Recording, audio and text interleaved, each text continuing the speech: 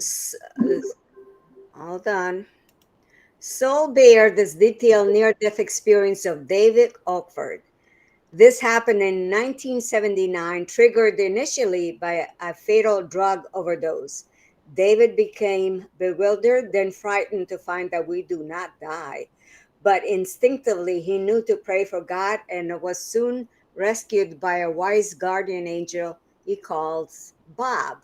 Specifically, David shared what he was shown concerning his life after death realms, heaven, light beings, dark souls, life force energy, dynamics of our planet and its inhabitants, and the lessons learned from a panel of evaluators.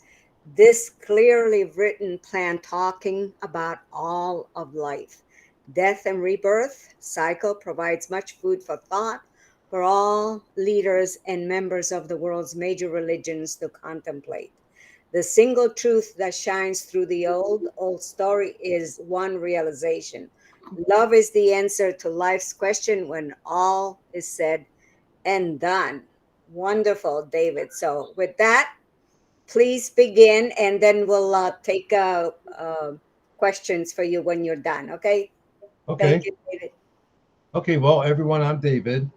My experience was in 1979.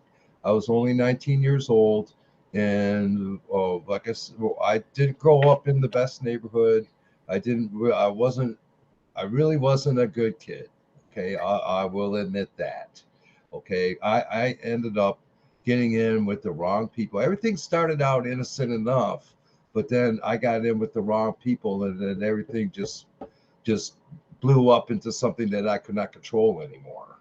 So basically, these guys, we were basically a gang, is what we were. We didn't have stupid names or any stuff like that, but we hung out together. We went to places, we went to stores, and played around there. That's where we get our baseball. It started out with baseball equipment, and then it was stealing whatever, and just the it wasn't. It wasn't a good thing. I was basically a gang member, is what I was, and everything that I did was pretty much related to that. I wasn't very nice. It hurt a lot of people, and I ended up with into drugs and alcohol. And one night I was going to leave the next day. I was going to leave town because I really needed to get out of there, and I knew it. But I wanted to have one last party with my friends. So we went. We had this party. We were drinking all day, and then the evening came, and wanted something a little different. A little something extra. So my friend went out, and he came back with this stuff, which I didn't know at the time was crack cocaine. I didn't hear the crack part, but I heard the cocaine part. It's like, okay, well, cocaine, what do? You crush it up, you snort it, but I had to crush the stuff up. Crushed it up, and I snorted it. My friend came in the room, he saw what I did, and he said that you're probably going to die. You did, no, it's not what you're supposed to do with it. And I was invincible. I thought I was, and I told him, I laughed at him. I said, no, nothing's going to happen. I'll be fine. And then I went outside, and I started getting dizzy. I was standing around and started getting dizzy. So I sat down on the ground. And then I got more dizzy. I was sitting down. I was gonna fall down while sitting down, if that makes any sense. So I laid down, and the next thing I had a little out of body experience in the beginning, from the drugs and some hallucinations. Like I saw like fairies and stuff, and it was just it wasn't. It turned into something else very quickly. My friends took me in the house.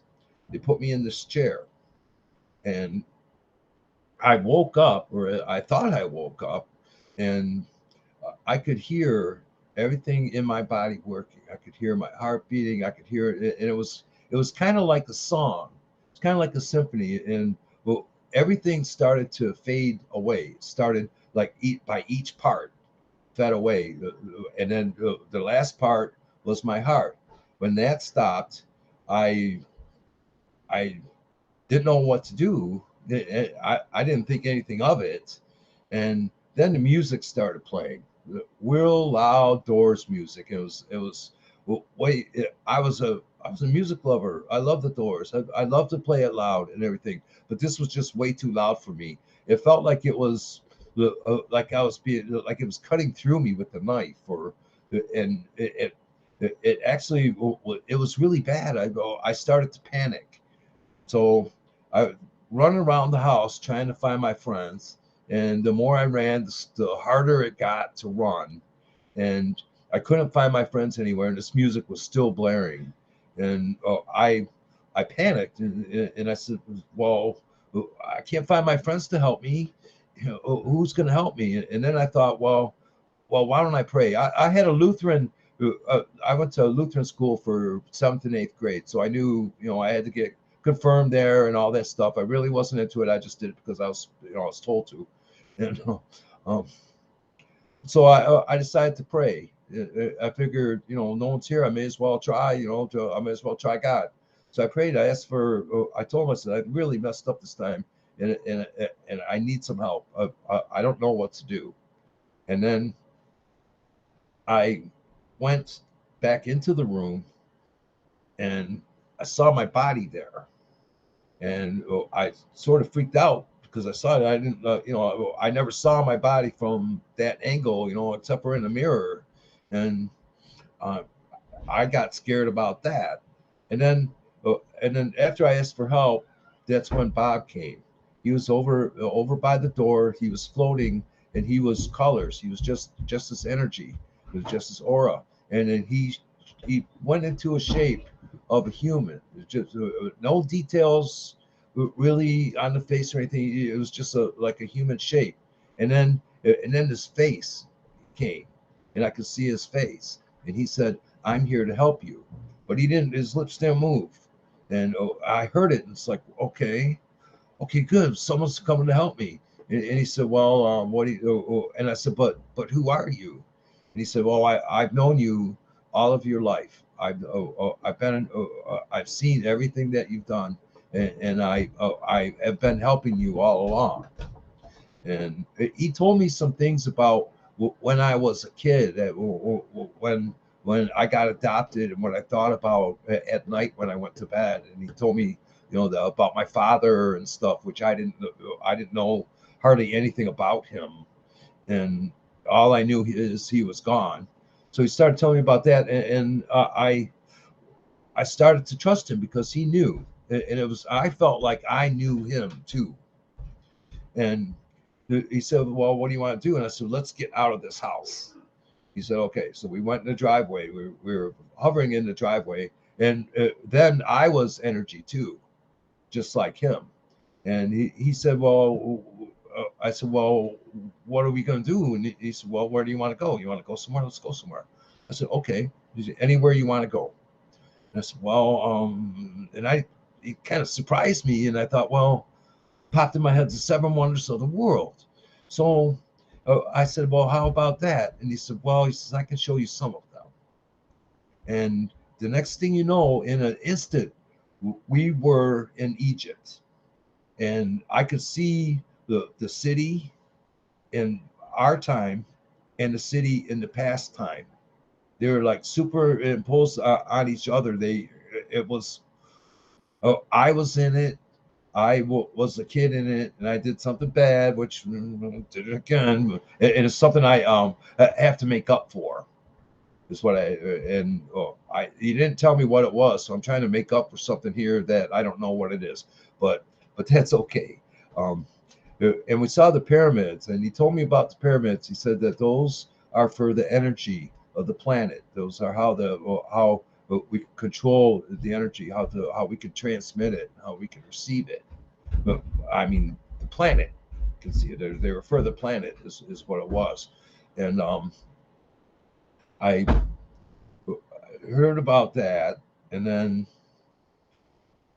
we left, and we went over the Pacific Ocean, and I could see the land masses, and I could see that there were colors to them, just like me and Bob. There were colors. All the land masses had colors, all different kinds of colors, and there were places in those, there were certain places around that were energy places. That Bob told me that they were energy places, and they were where energy comes out and comes into the planet, and how the planet and the planet processes it and uses it.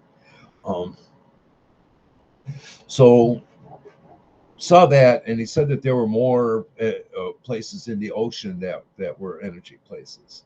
And then we came to up to the west coast of the United States. It was dark, and I could see the lights and everything, and I could still see the aura of what was around. Like the cities weren't all that pretty. They weren't. They did not feel nice because I could feel the energy too, and uh, I and it was Bob explained to me that it was because of the people and how spiritual they are, and how they treat each other that makes the energy that's there in the cities. Bob told me that there were souls that were around, and like ghosts is what he was talking about.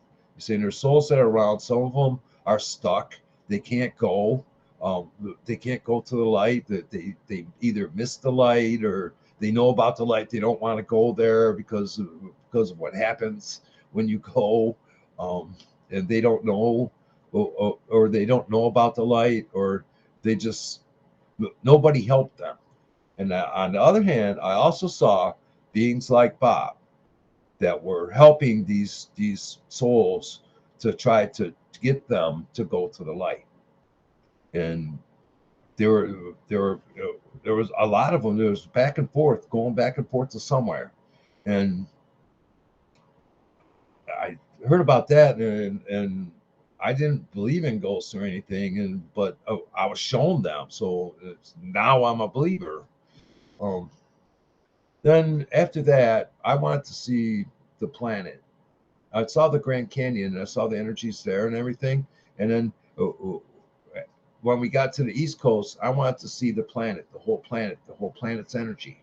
So we went away from the planet about by probably about as far as the moon, and I could see the aura of the planet. The whole planet had an aura, and it was I don't want to say it was exaggerated. The aura was. It wasn't like the pictures that you see from the space shuttle. The space shuttle has a blue glow around it. Well, the planet looked like it had different colors around it, and it was more like it surrounded it more than the regular blue from our atmosphere.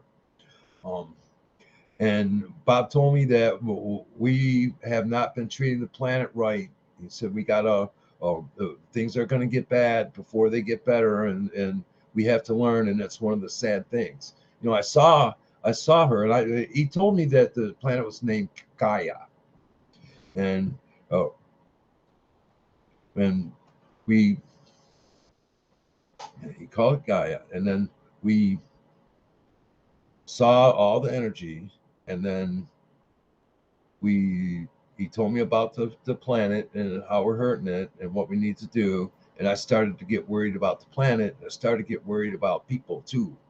And because he said it was Bob said that things were going to get bad, and and they did. But we left there. After we saw the planet, after I saw the planet, I wanted to see more. I wanted to see a star, and he said pick one. So I kind of pointed in the direction of a star, and we went.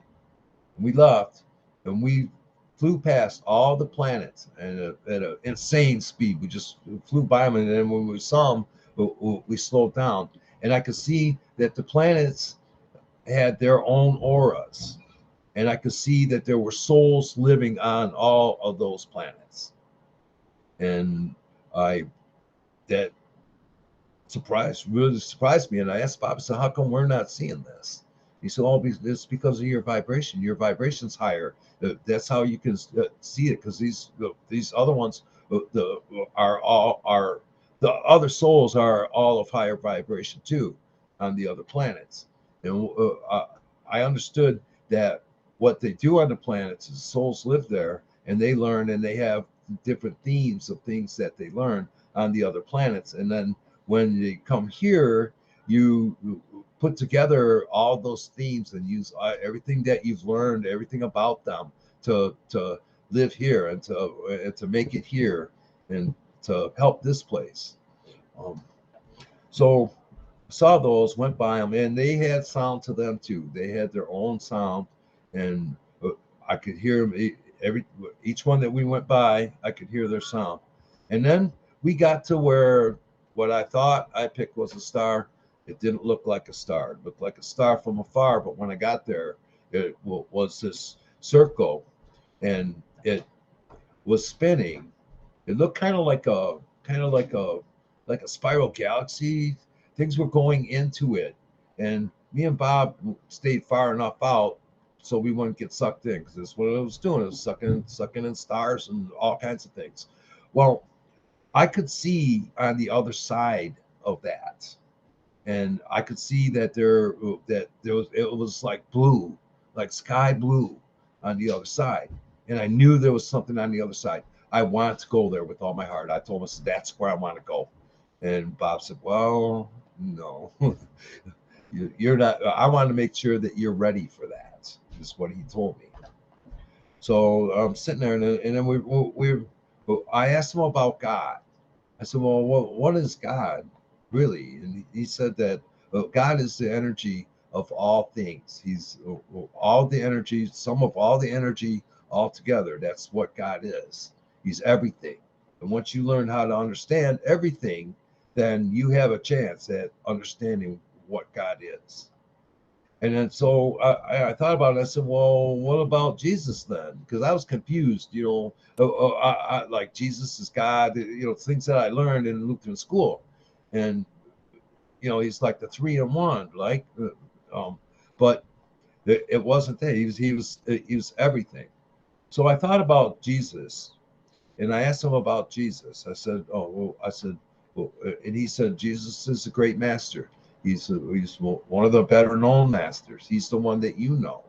And then he, and then this white light came, and it's shaped into a human, and it looked just like the picture that I saw on the wall, this painting that I saw on the wall at the Lutheran school I went to, and I recognized him. Okay, and then just like that, he went back to his white light. It was all white light again, and he surrounded me. He took me into him, and he surrounded me, and I felt love like I never ever felt before. That I didn't even think I felt love that I didn't even know existed. And he told me one thing. He said, "Tell them to love one another, and all will be well." And after that, he left. And it's all he said. He didn't say anything about religion, nothing like that. He just said, "Tell them to love one another, and all will be well." And he was talking about the people here, because he picked up that I was concerned about the planet. I'm concerned about the people and what we're doing. And so after that, I saw all of the planets again, all in a line with all their auras, and I could hear their sounds all together. It was they similar to the music of the Spears that you can find on YouTube. Similar to it, not YouTube doesn't really. It kind of that's the most similar to it. It's not exactly the same, but it was the most similar that I've heard since. Um, then we went by the planets because, well, first I asked Bob where we're going to go then. What are we going to do? I had him pick a place. So we went past all the planets again. We went closer to Gaia, and there was this place that was like ascended. It kind of looked like it looked like it was in the clouds, but it wasn't. It was farther away from the planet so that you could see it. Well, we came down, and there was a square. There was a place where it looked like people were getting water. There were souls there. They were going about just doing their daily business, just like we do. Um, and they were all their light. They weren't human. They didn't change into human. They were all their light. And to the left of me, there was this building. It was a small building. It was kind of like a house, but it really wasn't real small, but it was small compared to the other building on the right. The other building on the right was totally immense. I could not see the end of the outside of it. And we went there. We went into the little house. Show me the little house first. And he introduced me to 4 souls there whom I did not know. Um, and those souls, I saw each one of them separately. And then after that, there was no explanation about it. They were doing like art type things. They were doing, we really didn't talk or anything. Um, and then we left there and we went into the big building, double doors on the front of it, and it had wood framing on it, and the wood glowed. And the building was white. It had wood framing on it, all wood framing everywhere.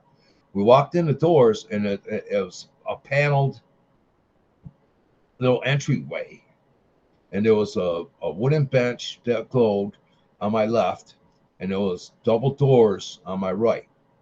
Bob went in through Bob said I had to go in there, and he went in there, and then he came back out, and he said, "Okay, it's now your turn to go in there." He said, "Don't be afraid, and be honest." So I said, "Okay." So I walk in the door, and there's this group there. There was like a half a dozen spirits there, only they had like the really high vibration, the highest next to Jesus, but not even as close to being as high as this. Um, we and they started, and there was one being there that I remembered from my life before in Egypt. I remembered him. I remember I was in that room before, and I saw all of that whole group before, and that was because of the Egypt thing. That's when I was there the last time, and they started to show me my life. They showed me all the like, not everything in my life, but things that made me into what I was at the time. There was a lot about my father, and I understood. I saw him, and I felt him, and then he. How to explain this? Um, I saw things that he did that made it so I ended up getting adopted. I saw the reasons why I got adopted, and it was because he wasn't a good guy. He beat up my mom. And that's why she divorced him, and that's why I got adopted. And there in the beginning, when I first moved to that house that I lived in that family, there was Uncle Eddie, funny Uncle Eddie. He was the factor in everything. I'm not gonna. That's all I'm gonna say about him. Um, then there was my stepfather. I had issues with him because he wasn't my father, and I wanted my father. I was 4 years old. I wanted my father, I waited for him. I wanted him to come. I wished for him to come. I wanted him to come and get me because I didn't like where I was. I didn't feel safe there, and he never came and got me. So there was that, and I ended up with daddy issues, and that's what they showed me was a lot of daddy issues. My stepfather, what I did to him. Oh, did you know when you have a life review, if you punch someone, you feel their pain, and then you feel everything that you did. It was an accountability thing. Um, there were other things that I did too. There were the good things, fun things like paper routes and pimping out our bikes, and then later pimping out our cars, and just going around with the people I started hanging around with first, not the bad guys.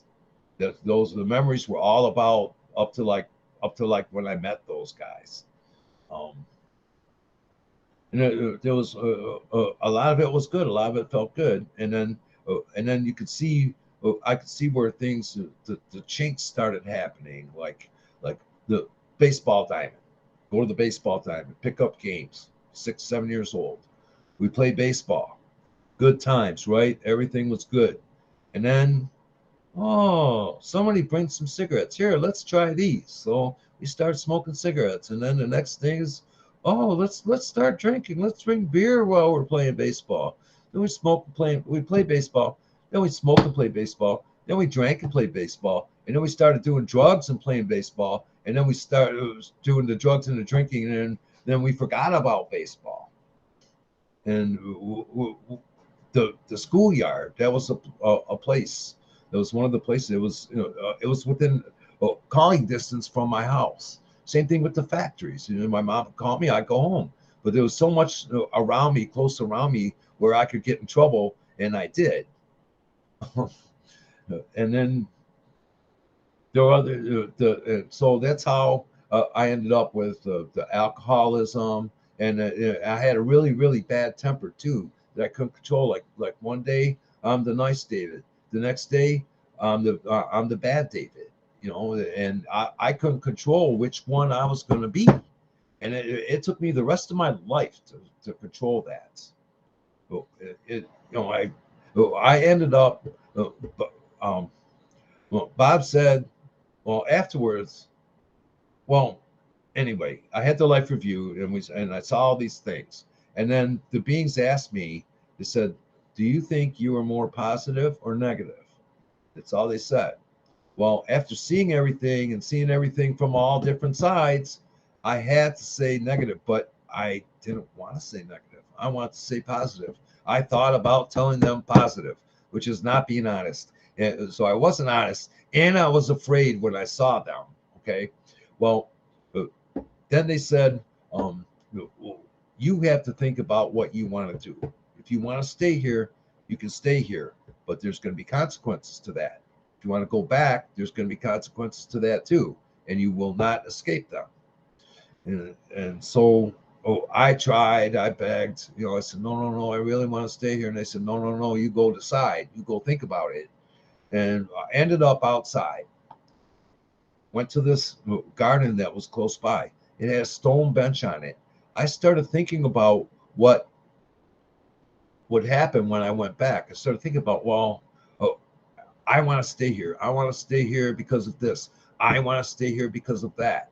And then Bob came, and Bob said, well, what are you going to do? And I said, well, I don't know. What's going to happen when I go back?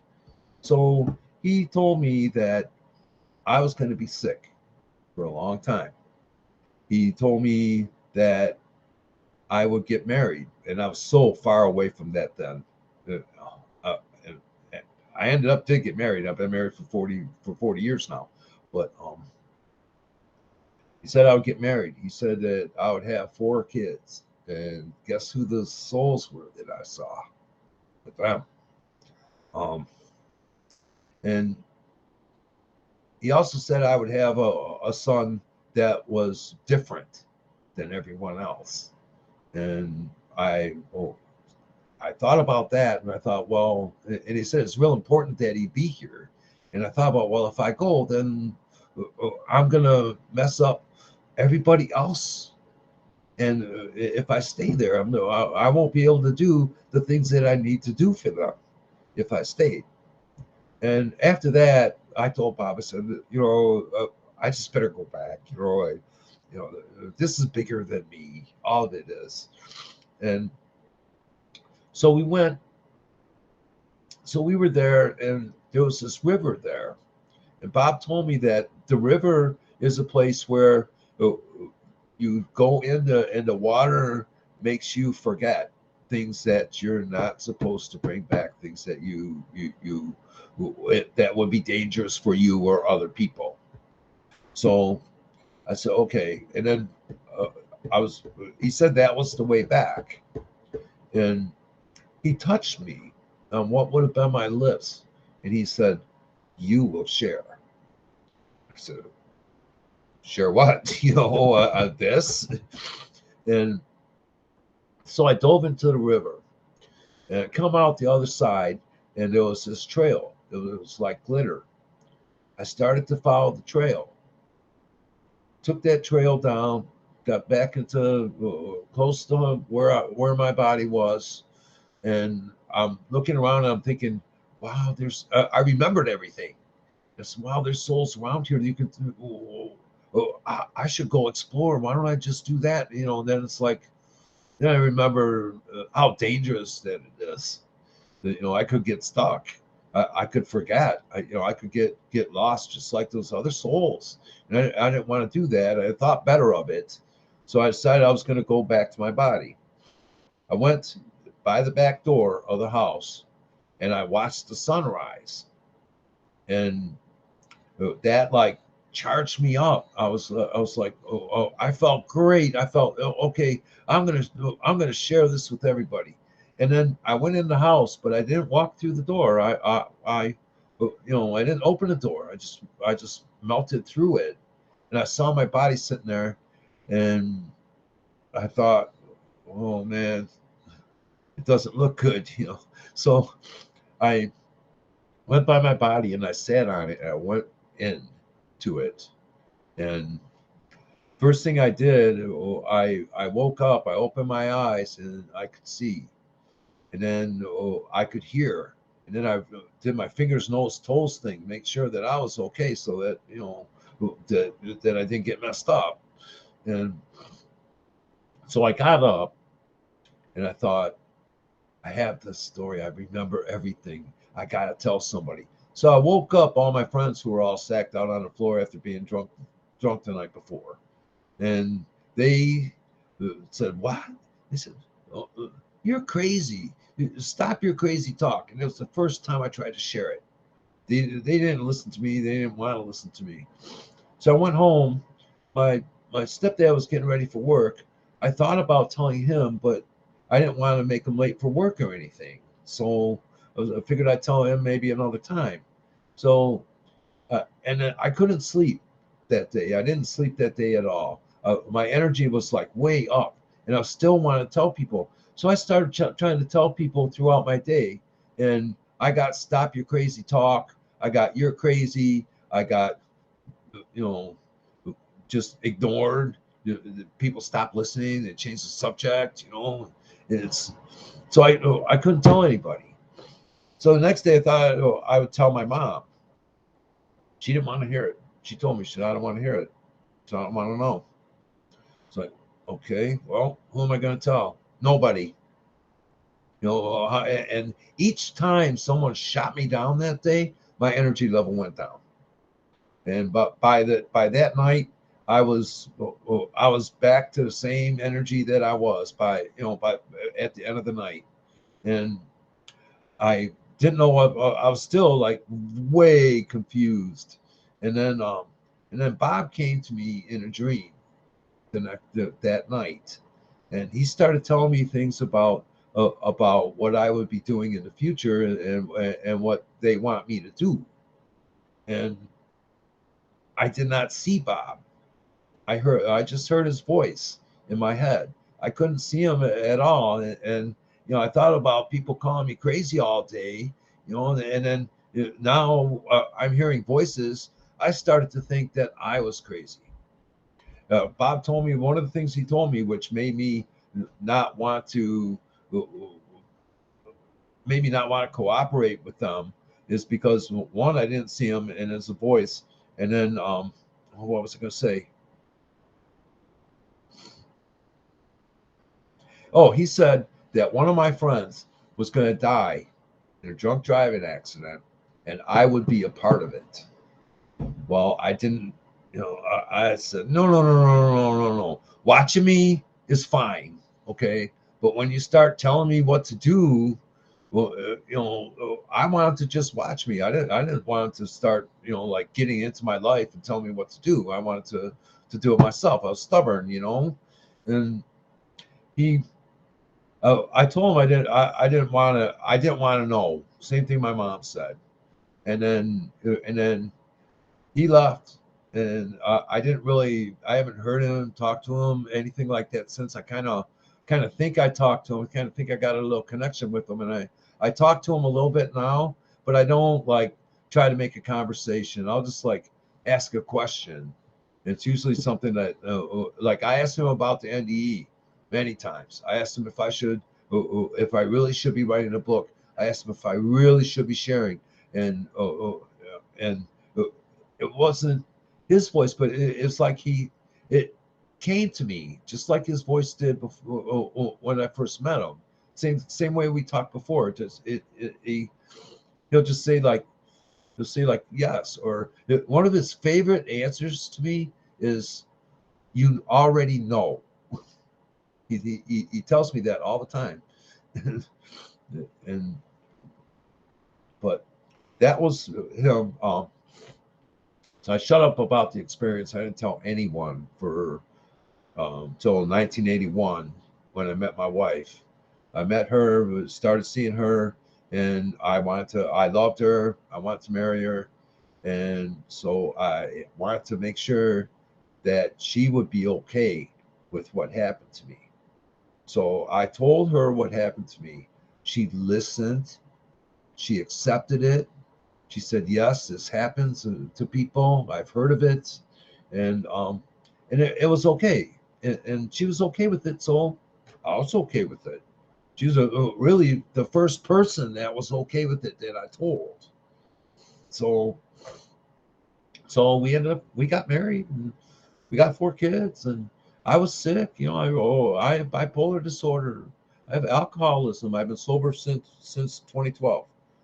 But I had all these problems, and I and then I had the NDE too, just things that I was, I had all this stuff, and when I got back, I was in the same boat that I was in before I left. I still was sick, I had bipolar disorder then. That's why my moods were messed up.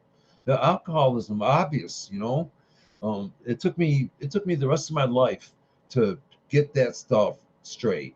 I mean, those are two illnesses that tell you you're not sick, and they're very good at it, and it's real. That's why they're so pervasive. But I in 2004, after this bipolar life that I was leading, all the angry David things that I did, um, I I blew up on one of my kids, and then I felt bad about it, and I thought, well, I can't hurt them anymore. I don't want to hurt them anymore. So I thought about committing suicide. So I actually went to the garage, started up the car, closed the doors and everything. I was going to do it, and then my wife found me in there, and she called for medical help for me. I went to a mental hospital. They held me for 3 days, and they checked me out. And my wife talked to them, and that's how I got on my bipolar meds. They put me on a whole bunch of different meds at the first, but I got them all down to just the 3 that I need now. And my moods are instead of zoom zoom both ways, they're steady, and they go. If I get angry like everyone else, uh, they'll go this way instead of going that way. I kind of stay in the middle now because of that. And then after I quit drinking, then I was uh, everything worked fine. I didn't. I still. It just helped. It just helped, and those were things that I was shown in my NDE. That was the stuff that they were getting to that I needed to work on. So that's what I've been working on. I started sharing an experience 20 years ago. It was AOL had these metaphysics chat rooms. And I go in there, and there were people in there who wanted to know. So I told the story, and then someone said, "Well, why don't you write an essay? Tell me what happened. Give me 2,000 words." So I wrote that, and I sent it to him. This is a guy in the UK, and he looked at it, edited it a little bit, then he sent it back to me. So I had that, and this woman asked me what happened. She said her son was dying, and she wanted to tell him. So I sent what I wrote to her. She sent it to Kevin Williams at the Near Death Experience in the Afterlife website. He put it up there, and he had the wrong name for me and everything on there. It's like, well, I didn't know it was on there. She sent it to him. He put it on there. I didn't know. I didn't find out until 2 weeks later, and found out that a couple thousand people had read it already. And that was in 1997. So that's when I started sharing it, and then I got emails and stuff, and everything just kind of rolled into. I used what I wrote on Kevin's site. That was the first time I tried to write it. It's still there. Um, it's an IANDS site now. I don't know if y'all know that, but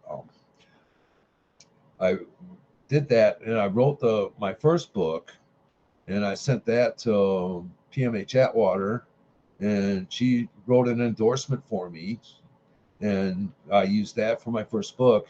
And then in 2009, my little brother killed himself.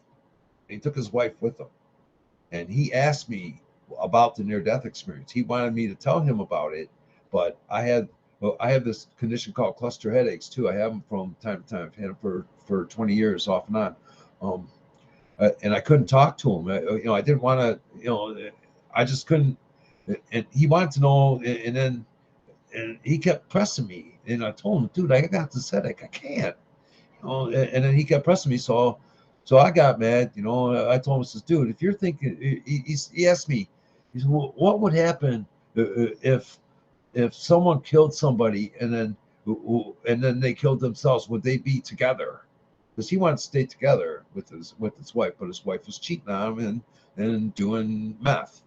So he did that, and then after he did that, I went. I was like, whoa, okay. Well, after that, he had kids, and then after that, there was a custody battle from his wife's parents wanted the kids, and my stepsister wanted the kids, which I didn't say anything about stepsisters in my life review with you guys either. But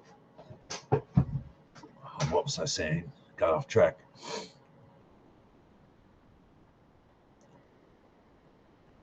Oh, it's gone. Hate when that happens. Well, there was a custody battle.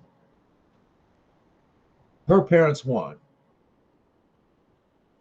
Woman called me and said, thank you for making it so we could have these kids. And I said, well, what did I do? Because I stayed out of the whole thing. And then, or so I thought. And then she said, I read your book and I showed some of it to the judge, and the judge decided that we would have the kids. It's like, okay, well, no. I after that, I wanted to just put this all away. I wanted to just put it all away for a while, not share it with anybody. Just let it be, and try to work this stuff out myself. And so I did that for about 8 years, and then I wrote another book. From I got people. I put it on my website. People read it on the website. Someone said, well, here, why don't I edit that and you can have a book? So, and her name was Katie. She's an IANDS person. She edited it for me. And then I had the cover. This, I don't know if you can see it, but woman read my story. She said, she gave me this, she sent this picture to me on Facebook. She said, this is what I saw when I read your story. And she sent me a painting. It's more than this, is just a little part of it, but she sent me that painting, and that's what she saw.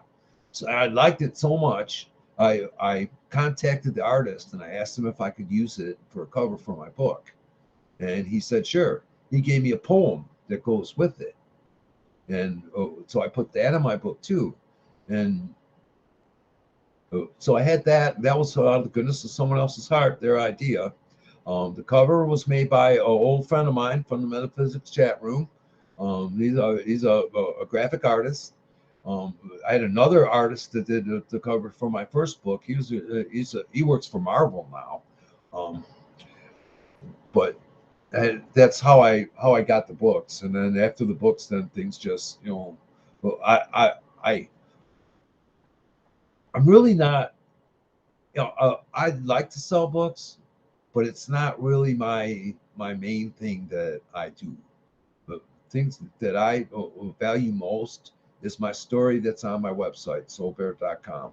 That's the same thing as the book, exact same thing. And I direct people to that so that they can read it and that's and do that instead of buying a book, because I found that when you write a book, not everybody makes the money on it. I never did. It's if I had to wait for someone to buy a book, no one will be reading my story. Very, very few. This way, with the website, people read it, and if they want to buy a book out of the goodness of their own heart, they can do that. I'm not over time, am I?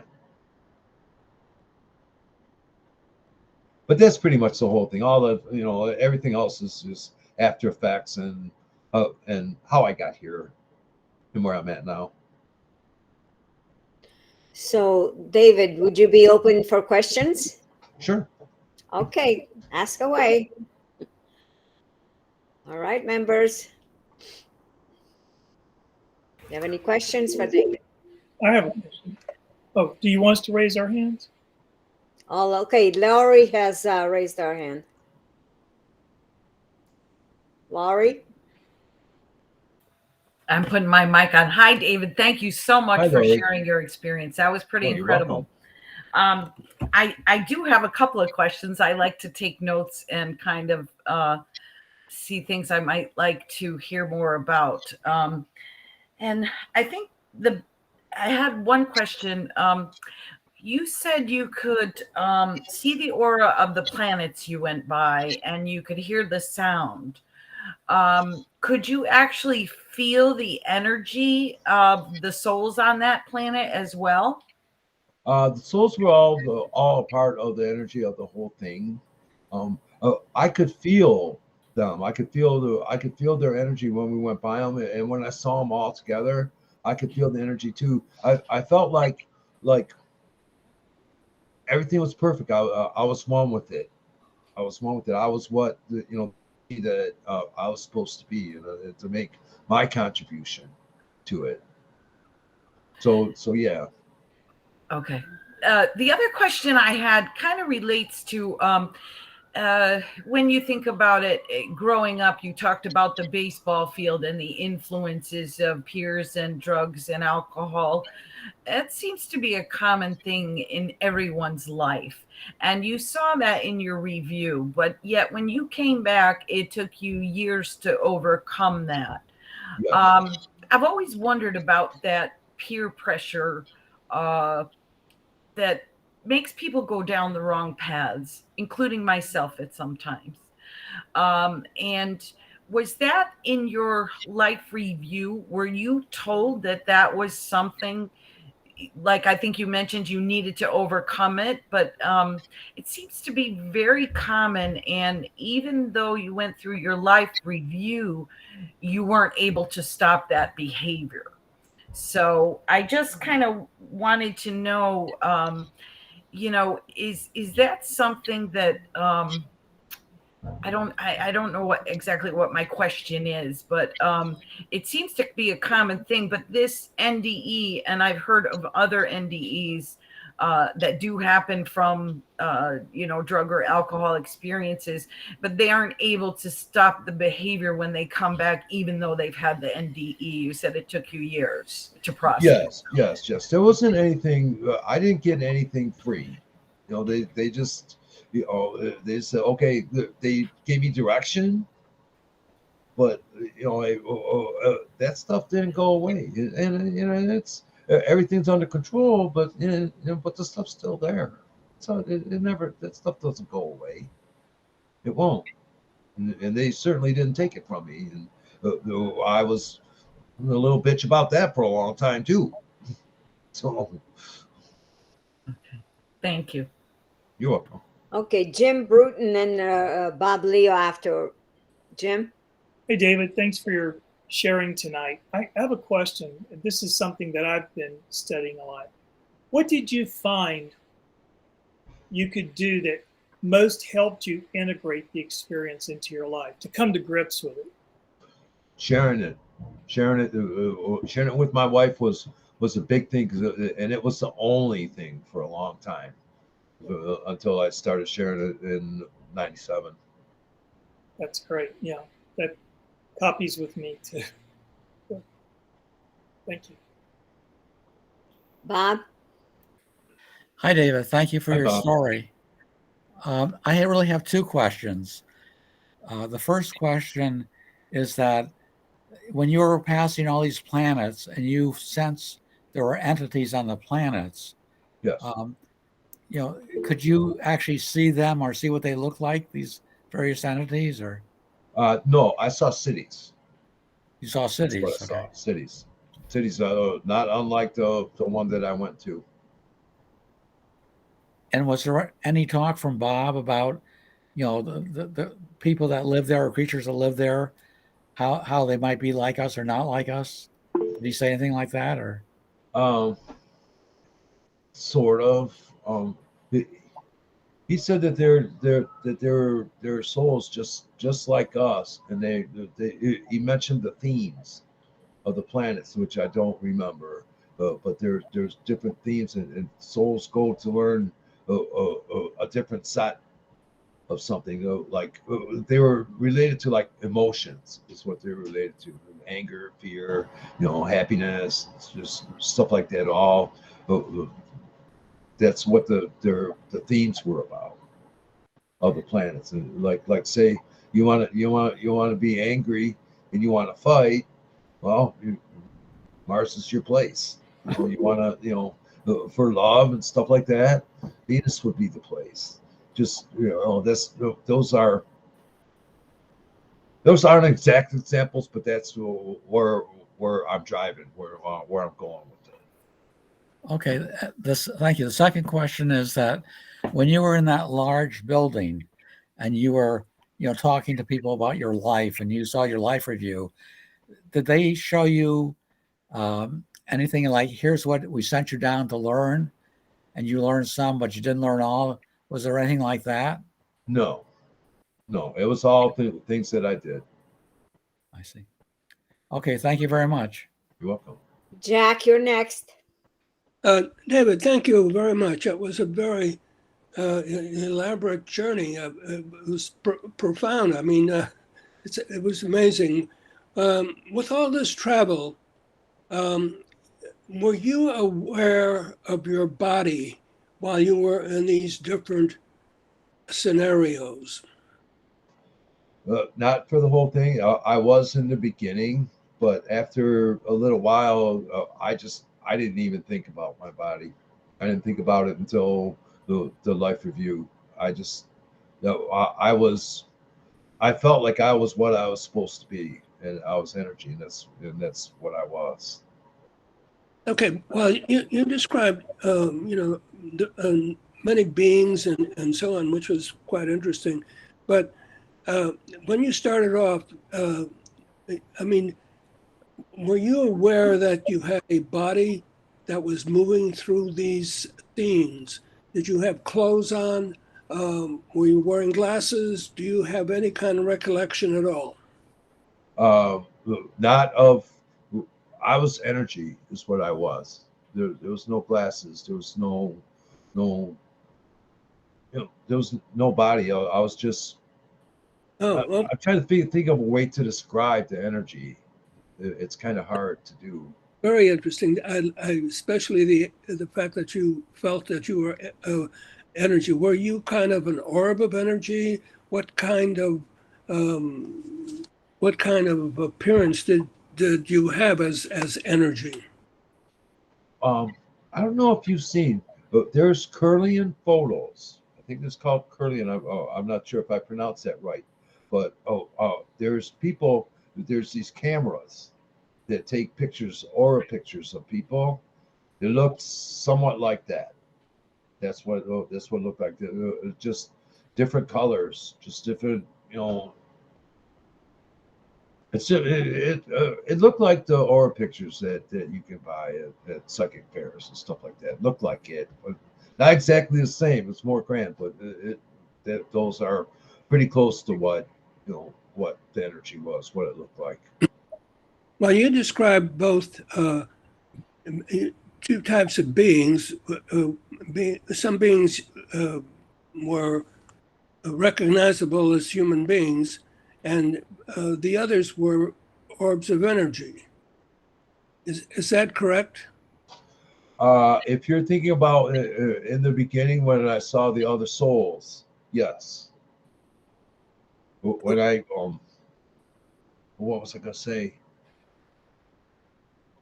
Okay, there were the other souls, there were the lost souls, and then there were they kind of look like humans, but the spirits that helping them, Bob type spirits. Bob's not the only one. Um, and those spirits I saw, they were like Bob. They were just energy, but the energy was different. Energy seemed like, I'm trying to think of a better word, clean. It's really just really nice clean energy. It wasn't um and it was high. Um but the souls that I saw, their energy was different. They had like duller colors and auras were smaller, and it was just that's what they were. And you can see I think they showed up as humans so that I could understand what they were. That's what I think. They had, just anytime I saw a human form of some sort, when I was in spirit, it was energy. It was energy. All it was still energy. It was like Bob shaping himself into a human, so I could recognize him. I see. Experience. Well, that's very good. That's very important because many NDEers describe both, and that the energy, which most of them describe it as an orb of energy of light, transform themselves into recognizable beings to make it easier for you. Okay, I appreciate it. Thank you, David. You're welcome. Matt Riley, and then Bethany. Hey, good evening, everyone. David, thank you for sharing your story. You're welcome, Matt. Appreciate it very much. And I apologize to everyone. I joined late, so I caught the tail end of what you were saying about Jesus. And I just wanted, I didn't know if you could maybe briefly kind of explain your experience as it pertains to that. Okay. I was shown. Well, Jesus came to me and he surrounded me with his light. And there wasn't any religion involved in it at all. All he did was surround me with this light and told me to tell them to love one another and all will be well.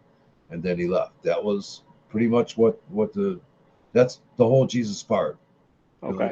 I know it's a small part, but that's what I have. So. Okay.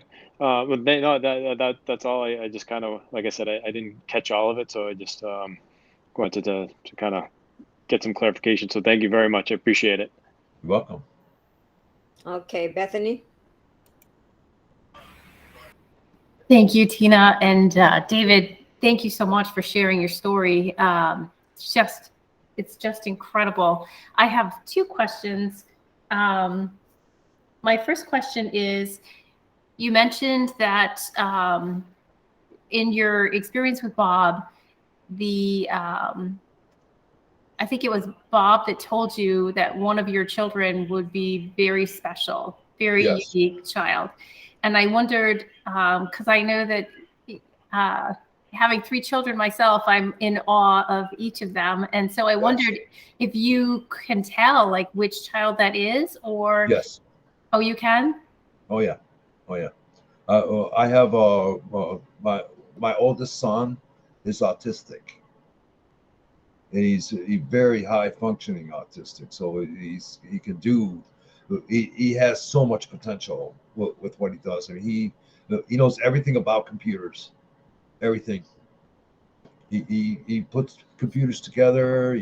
He helps me take care of mine. If I can't figure something out, he helps me with it. He was the hardest one. You see, another thing I did not tell you. I stayed home with my kids from 1990 to 1998 when I went to college, the business school. And he was the hardest one out of all of them. And now he's the easiest one out of all of them. He's 30. Well, he's like 30 years, 31 years now. I have my daughter is 33, my oldest daughter. My first son is 30. My younger son is 29, and my youngest daughter is 27. They're all adults now. They all should be, they all really should be out on their own, I think. But it's hard out there. It's hard. It costs a lot of money, and people don't want to pay. And it's just, it's tough. Tough for me too. That's one thing about my life. I never made enough money to support my family. Never. And that was a big thing. That's another thing Bob told me I would have problems with is employment. And yeah, I've had I lost a lot of jobs. Laid off, fired, something would happen, I couldn't work, or just it just didn't work. And now what I do is I work at a theater that my city owns. It's in our downtown. So the place is really spooky. I believe it's haunted. I work there as a janitor on the weekends. I work about 6 hours a week there, and then on Monday and Wednesdays I still work for the city. We whip weeds in the park. My job's a walk in the park. I have 3 parks I take care of, 2 cemeteries, which is kind of okay, but yeah, that's what I do now. I'm happy doing it now. My wife's happy doing it. It works. I'm also disabled too, so that did not help with the job thing. Bipolar disorder. People do no, you get a physical. They ask you what meds you take. Oh, there you go. You're labeled. Yeah, that's challenging. But that was the toughest part, of everything was after, and it was, and I knew everything was going to be bad. I knew, but no matter how hard I tried to make it not bad, none of it worked. None of it worked. I had to wait for time. I had to wait for me to be ready, and so that's what I did. I waited a long time, but such is life. Yeah, and such an amazing story. Thank you for that. You also mentioned after effects. So I wondered if you have any after effects from your NDE. Not so much now, but my after effects were more of like negative stuff. I just couldn't figure out. And the longer that I've been here, the farther I got away from the NDE. It's not like that anymore. I don't. The after effects went away. Not really go away, but they lessened. I was able to handle them better. Even now, like now, I don't think I really have. Maybe sometimes I do, but I don't really think I have that many after effects now because I've processed it. The after effects were bad because I did not process it, or I did not process it correctly. I didn't work to process it. I didn't want to because I was afraid of what everybody would think.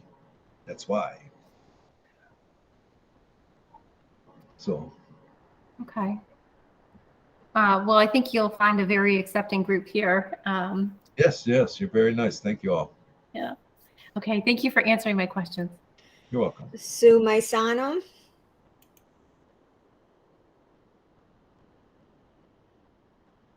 Looks like you're muted, Sue.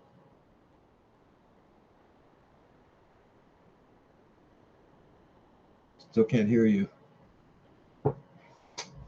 What happened to Sue? Sue, your sound.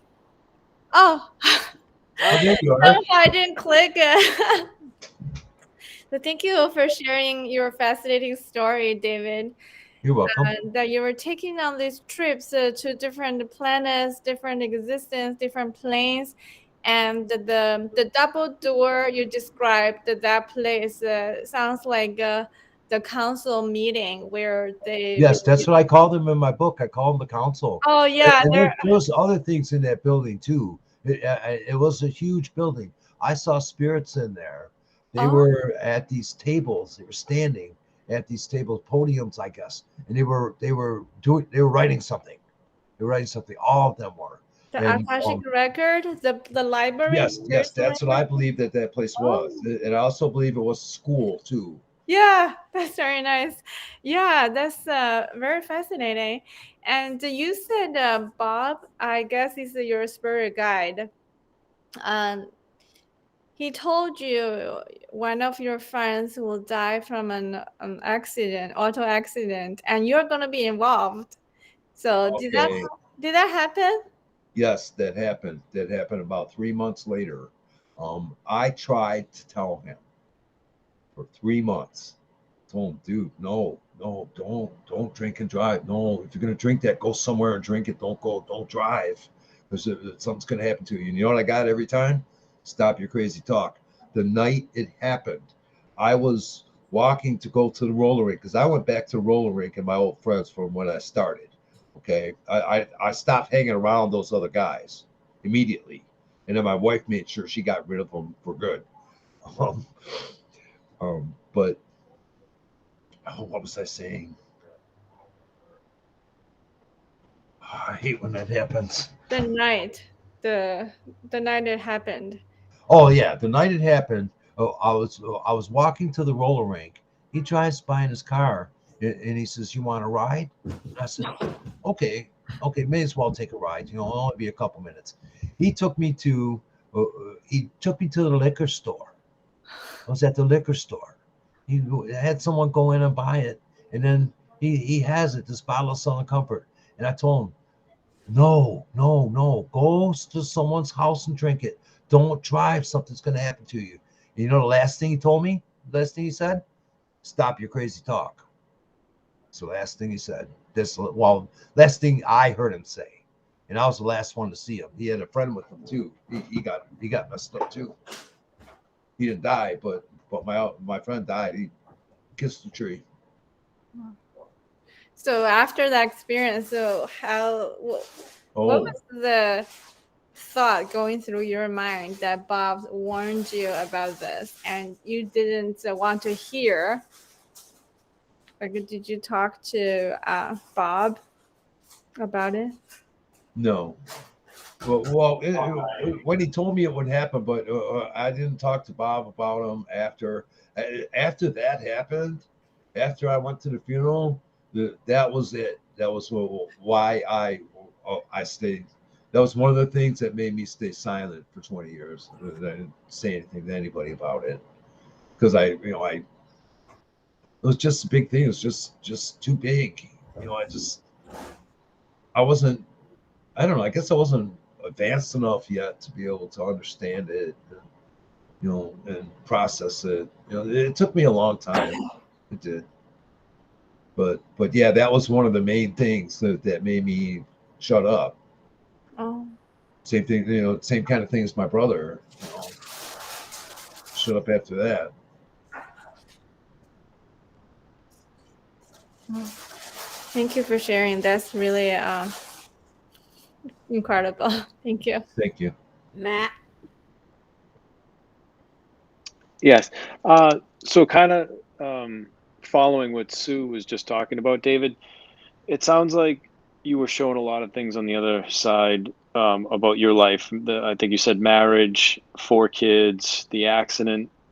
In your opinion, do you believe that things are already predetermined in our life? Do we not have necessarily control? I know we have choices, but do you feel like those choices are already predetermined, or were you given any insight into that? Because I think that might be something we all struggle with in our life. Like, are we Well, supposed to be doing something? Is something going to happen, regardless of what we do? Are things supposed to just be the way they are? That type of thing.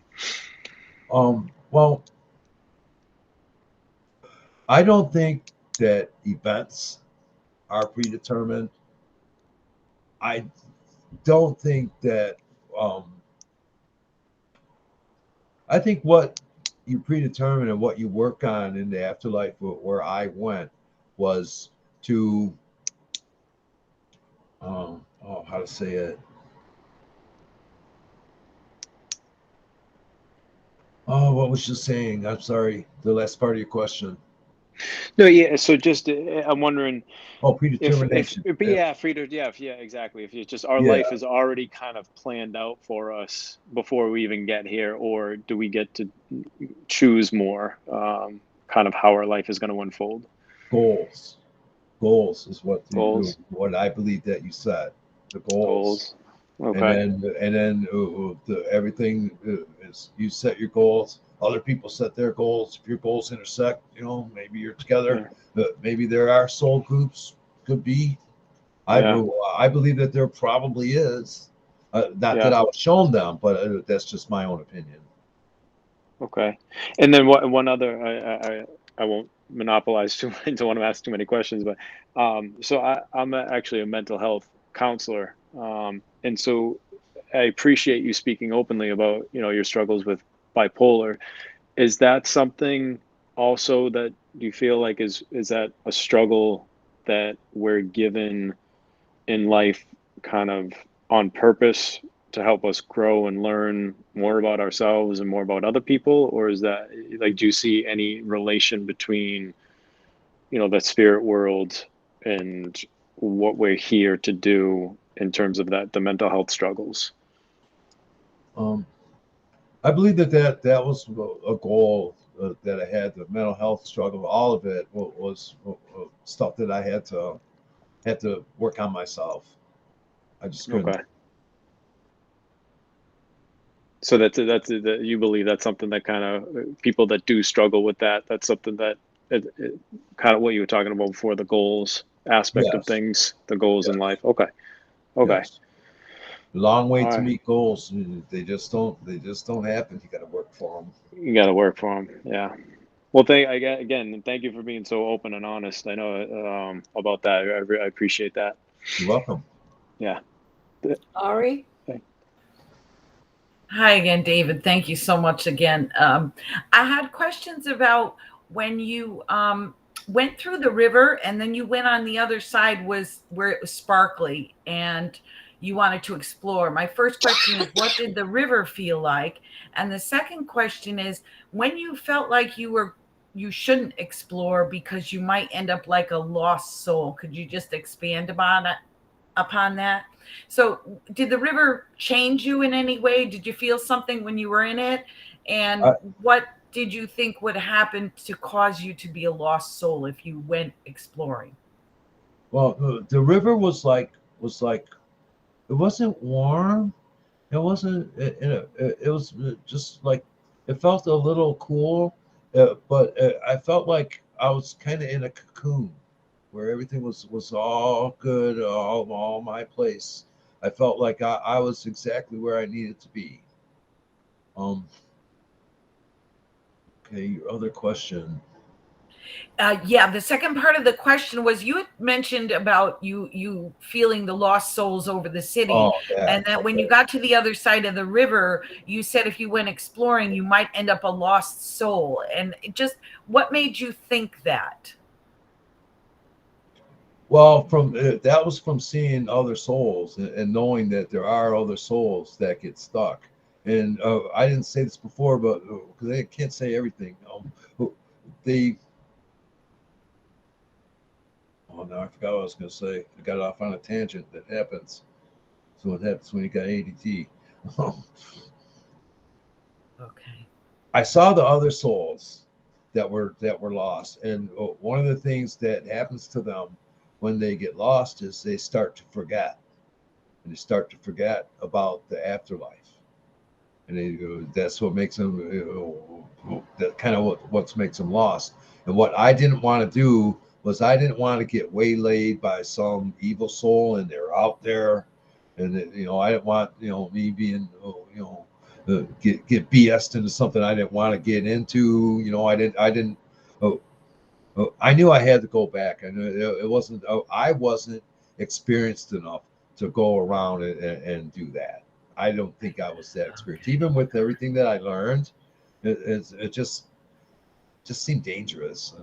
I wanted to try to be as safe as I can, but I wasn't going to do that. I thought about it. What made me think about it was, wow, I learned all this stuff. What else can I learn now? But I had a guide and someone helped me. I had to have that. Thank you. You're welcome. David, this is Tina. Thank you very much for being so candid about your experience. So a lot of the NDEs, including myself, say and feel that there is no longer fear of death. Do you feel the same now? No, I don't. I'm not afraid to die, but I'm afraid to die early. I don't want to. Well, I don't want another NDE.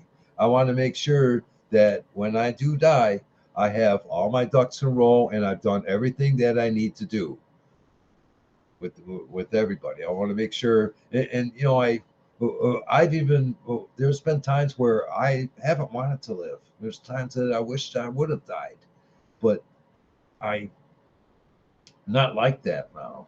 I just these days I'd like to say that I like it here on this planet. I want to be here on this planet.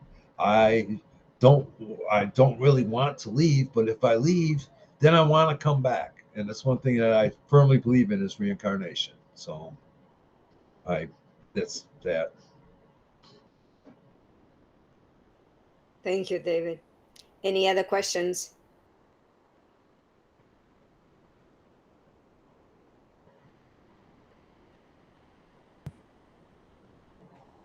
Tina, I think Miss Trueheart has a question. Oh, I didn't see that coming in. Okay, Kathy? Yes, What's- again, David, thank you so much for sharing your story You're welcome. and your experience. But I'm curious how you knew for sure that you had the near-death experience as opposed to a drug-induced great trip. I mean, it was Okay, well, amazing. I've learned that for drug trips, there you have like hallucinations, stuff like that. This was no hallucination. Hallucinations don't make sense. This made a lot of sense. And it was sort of druggy in the beginning, but it wasn't. That wasn't very long. That wasn't very long at all. I mean, it grew into something else. It grew into what I told you. Mhm. And to answer my own question, probably because you remember it so well, that would be one of the reasons why it would be for sure a near-death experience rather than Yeah. And then there were outdoor out things too, like like when I shared it, I sent it to PMH Atwater, and then she did maybe an endorsement, and she said, among other things, she said that my experience was real, valid, and profound. And hearing that from her, that make that I have no question now that that's what it was.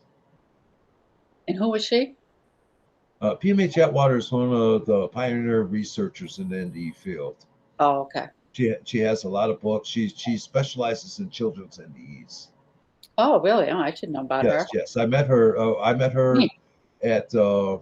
I wrote her first, and then I met her at a IANDS conference in Chicago, and then a couple years later, in 2007, I got invited to speak in Portugal for this big group. There was a conference about death, and they asked me if I knew any researchers. Well, PMH is the one that I knew, so they got PMH to go, and PMH and I went to Portugal, and we spoke in front of this big group that was there. So I've had lunches with PMH. I know her. She knows me. She remembers me too. Sorry, at the last conference, and she got all excited. Me too. So But yeah, I know her, and I trust her. I know that she knows. She knows She about it. spoke for our group, by the way, about a year ago, or no, but maybe 2 years ago. Yeah. Time flies. Thank you, David. You're welcome. Anyone else? Well, David, this is Jack. I believe Bethany has and Sue have explained to you that you and your books will be listed on our website. Sue, do you want to take him through that? Yeah, sure. I actually just went to Amazon. I found the book. I just need a profile picture of you. And Okay. I'm not sure how to do that. Can I do that on this? Is it possible to use what it's on the flyer?